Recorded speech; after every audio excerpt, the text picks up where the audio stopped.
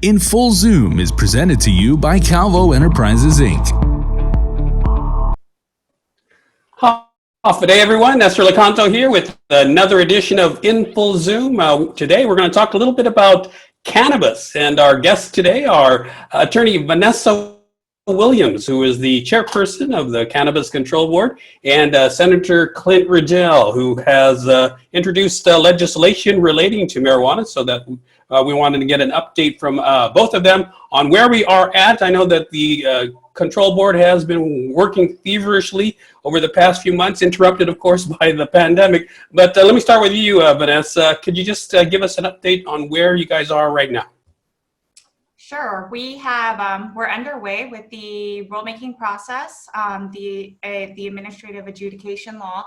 So we have finalized our proposed draft for the cannabis rules for to cover all of the different cannabis establishments, and it was sent to the Bureau of Budget Management and Research, BBMR, for requesting that they assist us in performing a preliminary cost impact assessment. We just sent that request last week, and I understand they were in the middle of budget, but it was acknowledged, and we're expecting a response back, and hopefully their assistance in doing that preliminary cost impact assessment before we can schedule our public hearing, because we're required by law to have that cost impact assessment done, disclosed with the proposed draft. All right. Before we get into the weeds a little bit more about the legislation, let me turn to Senator Clinton. Senator, can you just give us an overview of the legislation that you've sponsored and where you're at with those? Sure. So, are you speaking specifically about the Cannabis Industry Act that passed already? So, yeah. Essentially, I mean, the bill was passed into law, and so really the next step is just for implementation of it via the Cannabis Control Board that's now currently finalizing the rules and regulations. So I'm looking forward to the rules and regulations being finalized. Once those rules and regulations are finalized, there should be some public hearings on it. Then after that, part of the AAA process, or Administrative Adjudication Act, requires that it be sent to the legislature. Then the legislature has 90 days, I believe, to act on it, or I believe the rules lapse into becoming part of the rules. So that's basically the next step. So we're waiting to see the finalized version of the rules, waiting for the Cannabis Control Board to have their public hearings on it. After their public hearings, they can also amend the rules again before they produce their final version of the rules and regulations. So once that's finalized, it'll go to the legislature. We'll have 90 days to look at it and decide what to do from there. All right. I should have asked you maybe to give us a little bit more of a history to it, because I know that this goes back a number of years. And in fact, Guam was one of the first jurisdictions that approved marijuana law. And so if you can give us a little bit of the history before we get into the new stuff. Sure. So yeah, basically, through voter referendum, Guam approved medical cannabis. I forget the exact years, but it was a few years ago. Unfortunately, that just never came to fruition. There was a lot of different things that held it up. So when I got into office, I ran, first of all, on a platform that included legalizing cannabis fully and just allowing for full adult use of cannabis, as I thought that might help our economy and just make things easier all around for law enforcement and everything else. So, so I introduced a bill to legalize cannabis for adult use, similar to what's been done in several states now, and we just kind of see that movement increasing across the mainland. And there's even talk about legalization in Asia. So that bill passed and became law, and basically set the stage now for what I'm hoping will create a new industry for the island, one that we can also use to help tap into the tourist markets too in Asia. In Full Zoom is presented to you by Calvo Enterprises, Inc. GU 2 Self-Storage, conveniently located near the Harmon McDonald's. We offer affordable rates, online payments, and auto bill pay for your convenience. Plus gate access daily from 6 a.m. to 9 p.m. Call us today at 648-7867 for more information. In Full Zoom is presented to you by Calvo Enterprises, Inc. So Vanessa, can you just give us some specifics of the law, what you saw as some of the more difficult challenges in kind of going through it with the commission, and what you think would be the biggest issues going into the public hearings, what the public will want to know? Sure. Okay, so the first part is just some of the issues that we came across in proposing regulations that implement the law. There's several. I mean, first, I think foremost for the board and what we heard from the public at, our, I guess, last 20 or so board meetings is safety and security. We want to make sure that we have sufficiently strict and enforceable rules that ensure we have, cannabis product quality, consistency, and safety, right, for the public and for the adults who can use it. Another big policy consideration was, how do we eliminate the black market or, suppress the black market and bring them into our taxable economy? And how do we propose regulations that do that without, hamstringing these licensees or potential licensees by overreaching regulations? Because if they are so tied up trying to comply with every, overreaching regulations or too many, then their costs and they're maybe too high. They won't be competitive with the black market, and that will impact any potential industry or taxable industry we have. And then just the time frame, even if the costs are still low, they may lag behind in supply. So if it takes too long to get supply to the market, consumers will continue and adults will continue to purchase if they already are, which we know, they are, some are.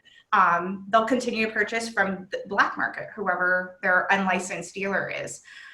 We also have, other security concerns in terms of distribution and enforcement to ensuring, this is adult use cannabis or recreational cannabis. We don't want it to come into contact or possession of our children. We want to make sure there's sufficient regulations and security requirements and safeguards so that adults can safely purchase and that they can verify their identity, that these businesses are doing, they are safe because, they have a high value product. And as of right now, it seems they're going to be, a very cash intensive business. So we had to consider that. Other considerations were the extent that we wanted to permit public consumption. The law currently provides that public consumption is not permitted unless specifically authorized by the regulations. And those were some discussions we had at our board meetings is, where are adults allowed to consume cannabis? Are they going to be able to, is it only in the privacy of their own home? What locations, and these licensed locations, where are they in relation to schools, and and what zones they're in? And did we want to add any additional restrictions to the regulations outside of what's already provided for in the law? And then the final thing, I think I touched on this a little bit, is that we had to make sure that they were not these regulations were not unreasonably impracticable. And those are the exact words that are used in the act, that it was a mandate and, by the legislature, and that we can't make measures that are unreasonably high, that would that pose such a high investment of risk that it would not incentivize people, the market, to flourish. So I think those are the big, broad strokes of the policy considerations and challenges we had in meeting, because those were not, necessarily things that, not all of them at least, that had to be considered when the medicinal use regulations and law were passed. Yeah. So I've been speaking so long, I forgot the second question. I'm sorry, but I hope That's all right, but that's plenty. I mean, that's a lot to unpeel there. But let me give an opportunity for the senator to respond. I saw you, Senator, nodding during when Vanessa was mentioning black market. I think that's one of the issues that are important to you. Can you give us your thoughts on that? Sure, yeah. So, I think people have known for a long time there's a black market for cannabis on the island. And, there's a black market for everything, everywhere in the world. There's a black market for cigarettes. There's a black market for fake Louis Vuitton bags. There's a black market for anything you can think of. There's a black market. So the issue here for me was to try to limit the black market, because you can't eliminate a black market anywhere around the world. No one's been able to eliminate any black markets of any product. So the idea is to limit the black market and try to have as many people produce these products in a white market, or in an actual market that's regulated, in an actual regulated market, so that there's safety taken into account, so that there's quality issues taken into account, and so it can be taxed as well. So that was a big impetus, or big reason for me introducing the bill, is basically to say, hey, let's not turn a blind eye to it and pretend it doesn't exist. It exists out there. People use it for different reasons. Some people use it for medicine. Some people use it for relaxation. It's got proven medicinal benefits, and people haven't been able to avail themselves of the medicinal benefits for the longest time. Another thing that my law does, it allows for people to grow their own cannabis at home. So that allowed medicinal patients now to not have to go through all the hurdles. A medicinal patient can just, if they can get the seeds, they can grow their own at home. And it's a plant we're talking about here. That's another thing that makes it so difficult. It's not like it requires major manufacturing like a Louis Vuitton purse. Like, you can't grow a Louis Vuitton purse at home, but anyone, if they've got the seeds and some soil, can grow cannabis at home. So because of that, the black market has flourished here on Guam. And so I decided, let's make it so that it's legal, so that those who need it for medicine don't need to worry about having plants in their home. There's a limit to the number of plants they can have, but if they need it for medicinal purposes, they can grow a few plants in their home, have their medicine. At the same time, I'm hoping that we can encourage those on the black market to legitimize themselves, and let's get this thing regulated so that they'll be fully regulated and taxed, and limit the black market. And let's, I look at it like, people are concerned, of course, because there are, can impair you, but so can alcohol. So I really took a look at how we treated alcohol in the past. The US tried to prohibit alcohol. The prohibition was a massive failure. It led to the rise of gangsters like Al Capone in the roaring 20s and 30s. They were making money off selling bootleg illegal alcohol. And the problem is, when they were selling it, they not only got rich, there were no regulations involved in it. So sometimes they sold bad product. So my idea is, let's limit that and get it down to the point where we can have a well-regulated industry, and have safety guidelines in place as well, because it didn't work when we tried to prohibit alcohol, and it's not working when we're trying to prohibit cannabis. And the truth is, cannabis is safer than alcohol, because you can overdose from alcohol, from just drinking too much, binge drinking. We see it all the time in college campuses in the States, that people die from binge drinking deaths. They drank too much alcohol in one sitting. The same is not true for cannabis. There's not a single documented case of a death due to cannabis overdose. So it's proven to be safer than alcohol, yet it's illegal. So I decided, let's legalize it the same way that alcohol is legal. And that's where the rules and regulations come in, and sort of that language to not make the rules and regulations too prohibitive. What I've been envisioning is that the rules and regulations should be very similar to alcohol, right? Alcohol is dangerous if done in too much quantity. So, we have limits on when you can buy alcohol, right? You can't buy it, at 3 in the morning anymore. We've actually, before you could buy it till 4 a.m., but now you can't. So those are different things that we put in place to make it safer for alcohol. And I think we should treat cannabis similarly. In Full Zoom is presented to you by Calvo Enterprises, Inc. GU Self-Storage, conveniently located near the Harmon McDonald's. We offer affordable rates, online payments, and auto bill pay for your convenience. Plus gate access daily from 6 a.m. to 9 p.m. Call us today at 648-7867 for more information. In Full Zoom is presented to you by Calvo Enterprises, Inc. Yeah, but let's talk about that unreasonably prohibitive. How much? One of the issues is cost. What are some of the fees, the applications, those sort of things? Are those still barriers to entry, or have they ever been barriers to entry, rather? Well, I mean, I imagine any cost you set is going to be a barrier to some people, right? But what we did do is we did try to, of course, we need to comply with the law in terms of the max licensing fee. And then we did try to break down into the types of, or different costs depending on the size of the cultivation, cultivation facility. But there will be, I mean, I guess we'll see in the public hearing, you know, whether the public thinks these are too prohibitive. One thing we did do, I think we did get some feedback in terms of, and there was some robust discussion on creating like a micro grower. You know, this is still a commercial grower, but a micro grower's license or cultivation license. And I'm interested to hear, you know, what the public has to have to say about that. We got some mixed feedback at our public meetings, but we hope that, you know, we'll get a better idea of that. And then we'll see, I guess it's, you know, we're going to have to look at the economic impact a year from now. We don't have a baseline, so we don't know. Right now, we're at, you know, there's zero, non-existent as our baseline. So we'll find out. Yeah, we're literally going to be at ground zero. So, Senator, could you just expound on what your thoughts are on commercial supply or commercial industry with respect to marijuana? And there has been discussion about, you know, it being, you know, a growth industry for Guam.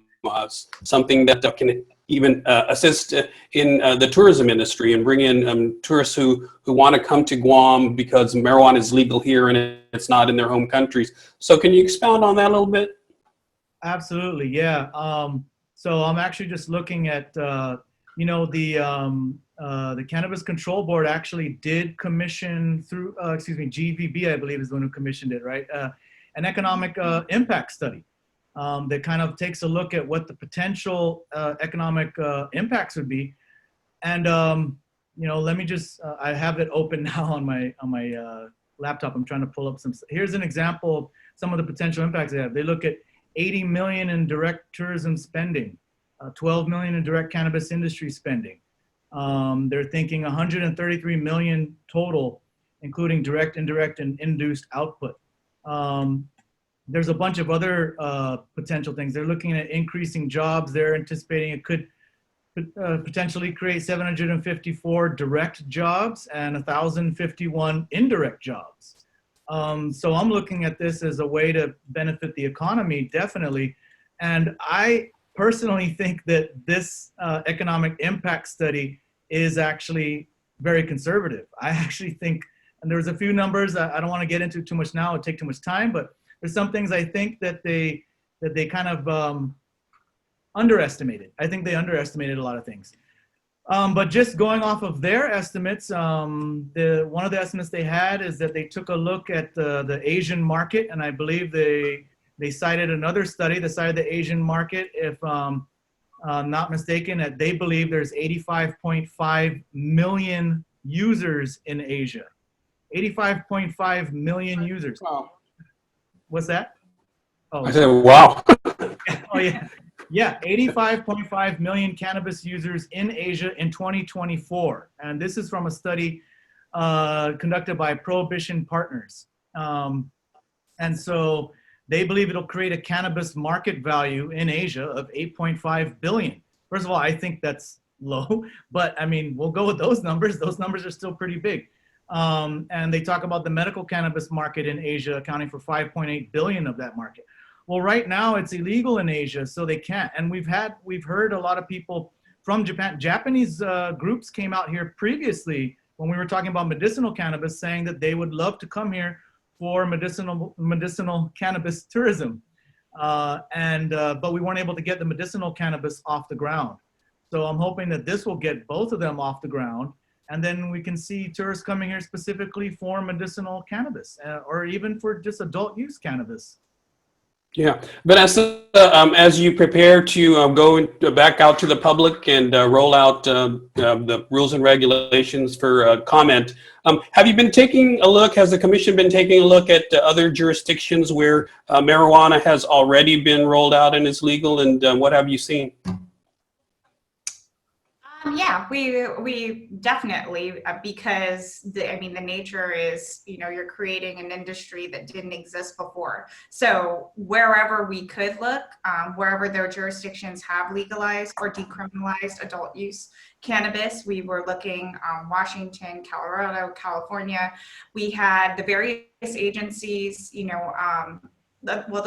backing up, the Cannabis Control Board has the heads of various agencies, Guam agencies sitting on the board. So you have those institutions and their expertise, and they were reaching out and discussing from, at the agency to agency level, like the Attorney General's office here was communicating with the Attorney General's office, and I forget which state, if it was Colorado or not. We had Department of Revenue and Taxation and their compliance branch speaking definitely to Colorado and other states.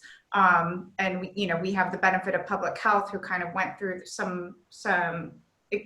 they went through research and review in the medicinal side, and continue to reach out to other jurisdictions to see, functionally, what are the issues that each agency is going to have in enforcing these regulations. So yes, there was definitely look at various jurisdictions. I will say a lot of, just anticipating a question I get a lot, is there's no one jurisdiction that fits. There's nothing that can be just really lifted and say, oh yeah, this is going to work, because you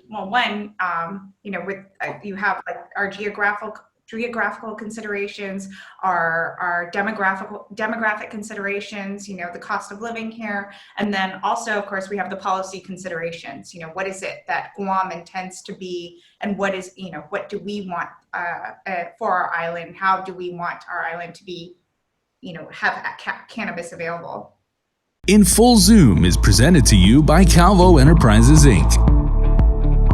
GU Self-Storage, conveniently located near the Harmon McDonald's. We offer affordable rates, online payments, and auto bill pay for your convenience. Plus gate access daily from 6 a.m. to 9 p.m. Call us today at 648-7867 for more information. In Full Zoom is presented to you by Calvo Enterprises, Inc. Yeah, and so Senator Rigel, what is your vision for how this will all come to be? You were the sponsor of the law, so you must have some sort of idea of what you'd like to see at the end of the day. Yeah, absolutely. I think a new industry that is comprised of local businesses. Right now is the best time to implement something like this, because it is still federally illegal. Though it's legal in the States, it's federally illegal.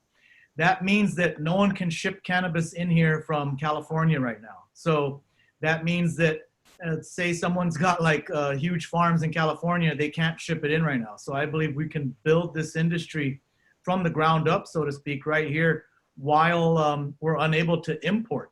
And, one of my biggest things throughout my belief for policy is reducing imports on Guam all around. And that's why I'm a big proponent of agriculture, period. So I see this as a component of the overall agricultural picture. I see this as a cash crop in our agricultural picture here on island. So I think this is something that we can definitely tap into, get Asian tourists to come here. And then it can, if we create a niche for ourselves and a name in the marketplace, this could potentially become an export to Asian countries once Asian countries legalize fully. And once they open up to it fully, which is down the line. So that's the bigger picture for me, is I think if we can get this off the ground now and build an industry here, create a niche for ourselves where our name is known as we produce good quality product on Guam, we can be exporting this stuff to Asia once it's legal in Asia, especially if we've already built a market in Asia because of tourists coming here and trying it going back to Asia saying, you got to try the cannabis on Guam. It's amazing. I had a great time there. And then we're building a market in Asia before it's even open. And then that can become a source of export. So I just think there's a lot of potential there. The key now for me is just execution. Can we execute it? And I believe we can. Yeah, I think we've been talking for a long time about what can Guam possibly export, and this might be that this might be the made in Guam product that will literally put us on the map. We've got a couple of minutes left, so I want to give the last word to Vanessa.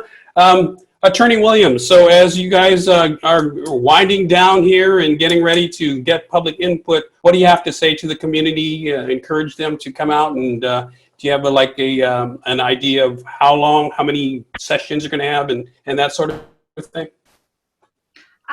Well, okay, yeah, I do. I really appreciate the feedback and those who have participated thus far, because this all has been the proposed rulemaking and the board going over language and policy, has been done at our meetings, and we've had really engaged members of the community showing up, emailing us, writing to us, and providing public comment.